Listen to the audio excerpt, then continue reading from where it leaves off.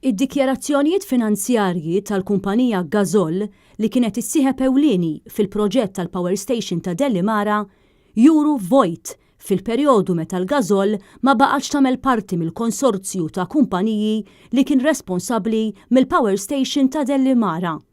Rapport fil-gazzetta The Sunday Times jgħid li l-aħħar dikjarazzjonijiet huma dawk ta' Marzu 2015 li iżda ġew ippreżentati fir-Renju Unit f'Settembru tal-2017.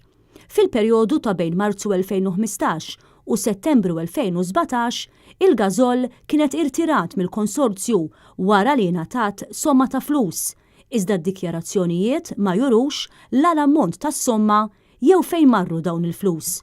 Id-dikjarazzjoni ppreżentata f'Settembru tal-2017 tindika li l-Gazol irtirat mill-proġett u tirreferi għal nota 30 fid-dikjarazzjoni. Iżda meta wieħed ifittex nota 30 isib biss spazju vojt. Dan imur kompletament kontra l-liġi li tirregola l-kumpaniji li tajt biċ-ċar li d-diretturi tal-kumpaniji iridu jiddikjaraw b'mod ċar kull tranzazzjoni jew avveniment li jkun importanti għall-kumpanija.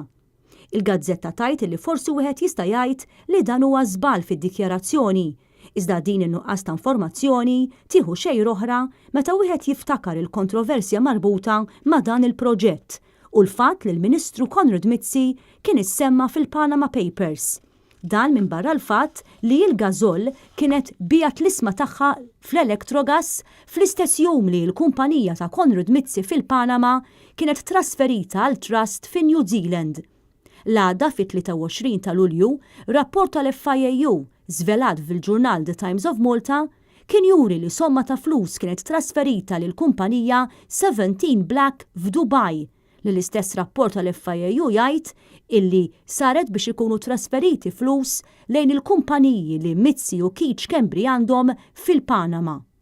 Dan minn barra l-fatt tkompli tfakkar The Sunday Times of Malta li l-kumpanija Mossack Fonseca li kienet fiċ-ċentru tal-Panama Papers kienet il-kumpanija responsabbli mill-konsorzju li fih kien hemm il-kumpanija Gazol u kienet ukoll responsabbli mill-finanzi ta' Conrad Mizzi u Keach Kembri.